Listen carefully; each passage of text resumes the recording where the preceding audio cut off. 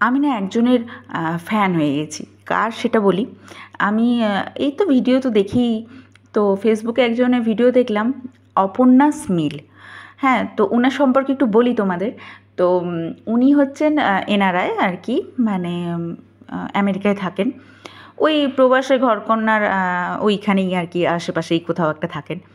তো উনি একটা ক্যাটারিং চালান, মানে উনি নিজের হাতে সমস্ত রান্না বান্না উনি দেখান, রান্নাটা যে রান্না বান্না এত কিছু করে, নিজের হাতে সব পরিষ্কার করে, একদম সকাল 4:30 থেকে শুরু করেন, সমস্ত কিছু নিজে করেন, একটা অফিসও করেন উনি।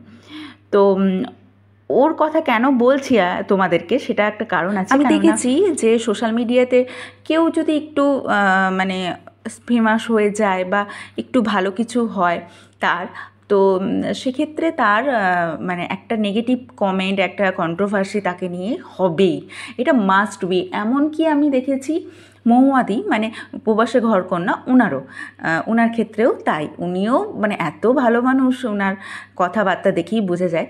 তো তাতেও ওনাকে ওই রকম একটা ট্রোলিংয়ের শিকার হতে হয়েছে। আর তাছাড়া এমনি যারা নর্মাল করে তাদেরও, মানে একটু ফেমাস হয়ে গেলেই এটা কিন্তু হয়, কিন্তু যারা ফেমাস নয় তাদেরকে নিয়ে ট্রোলিং হয় না। এটাই কিন্তু আমাদের সমাজ।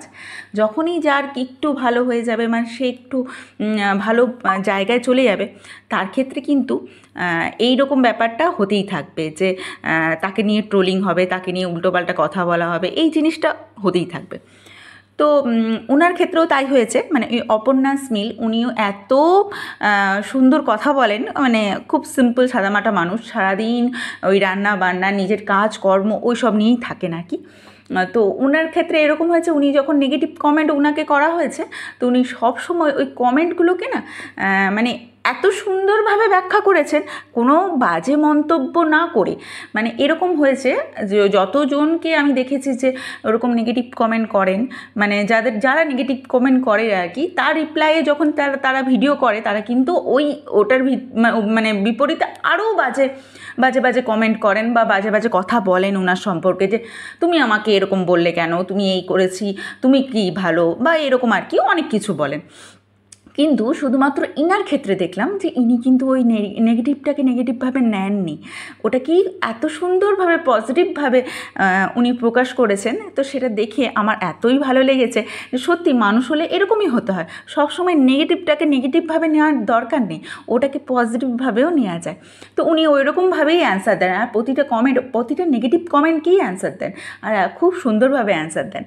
আমার কথা মিলিয়ে দেখো, তোমরা দেখো ওনাকে, বেশ ভালোই লাগে ওনার ভিডিও দেখতে। ওনার এত কর্মঠ জীবন, এটা দেখে খুব ভালো লাগে যে উনি আমেরিকায় থেকেও এত সুন্দরভাবে কাজ টাজ করে এত সুন্দরভাবে একটা জীবন মানে অতিবাহিত করছেন, তার সঙ্গে একটু ভিডিও করেন, যেটা দেখে আমার খুব ভালো লাগে। ইন্সপায়ার হই এইসব মানুষগুলোকে দেখে, যে এরা জীবনে কত কিছু করতে পারে। আর আমরা সকালবেলা একটু রান্না করলে আর আমার রাতে কিছু করতে মনই যায় না, মনে হয় কিচ্ছু করবো না রাতে, আর ভালো লাগে না। সকালে যদি দুটো পদ করে নিয়েছি, আর আমি তো দেখেই অবাক হয়ে যাই যে ইনি কত কিছু রান্না করেন একা হাতে, সব কিছু। এমনকি শুধু রান্না নয়, পরিষ্কার করা, গ্যাস পরিষ্কার করা, বাসন টাসন মাজা, সব কিছু, এভরিথিং, মানে রান্নার জন্য যতটুকু দরকার সমস্ত কিছু করেন।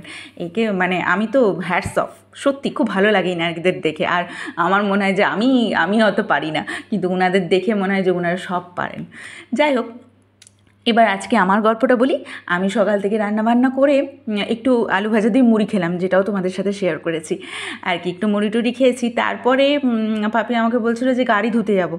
আর আমি বললাম যাবো না, কিন্তু ও বলছে যে না, গাড়িতে চড়তে পারছিস, আর গাড়ি ধুতে গেলেও অনেকক্ষণ দাঁড়িয়ে থাকতে হবে, আর আমি একা দাঁড়াতে পারবো না রোদে, আমাকেও যেতে হবে সঙ্গে। ঠিক আছে, ভালো কথা। তো আমরা ওই গাড়ি ধুতে গেছি, একটা আমাদের এখানে শ্মশানকালী মন্দির আছে, তার পাশেই ওখানে গাড়ি ধোয়াতে গেছিলাম। তো গাড়ি ধোয়ানোর সময় অনেকটাক্ষণ দাঁড়িয়ে থাকতে হয়েছে আর কি সেই টাইমটাতে। আর এখন তো কালী পুজো, তো কালী পুজোতে দেখছি শ্মশানকালীতে ও মা কী সুন্দর তোড়জোড়, সব কিছু সাজানো গোছানো। এই একটা টাইমই, একটা না বলবো দুটো টাইম, একবার মেলা হয়, তো ওই মেলার সময়ও এরকমভাবে সুন্দর করে সাজানো হয়। আর এখন কালী পুজো চলছে, মানে কালী পুজোর আগে আর কি, খুব সুন্দরভাবে সাজানো, রং করা, গাছগুলোকে রং করা, তারপর তো মন্দিরটাকে রং করা। আর যতটা সুন্দরভাবে এই মন্দির চত্বরটাকে সাজানো যায়, ততটা সুন্দর করে সাজানো হচ্ছে। বেশ ভালোই হলো, ওদিকে গাড়ি ধোয়া চলছে আর আমরাও এইদিকে সব কিছু ঘুরে ঘুরে দেখছি, একটু মন্দিরে বসলামও, বেশ মনোরম পরিবেশ লাগছে। মানে সামনেই পুকুর, যখন মেলা হয় তখন এই জায়গাটাকে এত সুন্দরভাবে ঘিরিয়ে এত সুন্দরভাবে সাজানো গোছানো হয়, আর এখন ফাঁকা, এই ফাঁকা এই নর্মাল পরিবেশটাকেই আমার বেশি ভালো লাগে। তো যাই হোক, আমরাও একটু ঘুরে টুরে দেখছিলাম, আর ওদিকে গাড়ি ধোয়া হয়ে গেলে এবার বাড়ি চলে যাবো। তবে একটা কথা বলি, হয়তো অনেকেই বিরক্ত হও, আমি অনেক বকবক করি, তবে তোমাদের সাথে কথা বলতে আমার খুব ভালো লাগে। তোমাদের যখন কমেন্ট পাই তখন মনে হয় যে যাই হোক, আমার একটু প্রচেষ্টা তোমাদের সাথে যোগাযোগ করার একটু সফল হলো।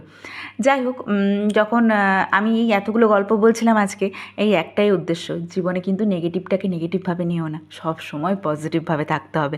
তাহলে হয়তো জীবনে অনেক নেগেটিভিটি আছে, কিন্তু ওটাকে কাটিয়ে, সব কিছুকে কাটিয়ে কিন্তু আমাদের পজিটিভভাবে চলতে হবে, তাহলে হয়তো জীবনে উন্নতি হবে। যাই হোক, এদিকে গল্প করতে করতে আমাদের এখানে গাড়ি ধোয়া কমপ্লিট হয়ে গেছে, আর এখন ওই 12টা, 12:30 মতো বাজে। আমরা এরপরে বাড়ির উদ্দেশ্যে রওনা হব। তোমাদের কেমন লাগলো অবশ্যই কমেন্ট করে জানিও। আশা করি তোমাদের ভালো লেগেছে। আজকের জন্য এইটুকুই। সবাই ভালো থেকো, সুস্থ থেকো, দেখা হবে আবার নতুন ব্লগে। টাটা।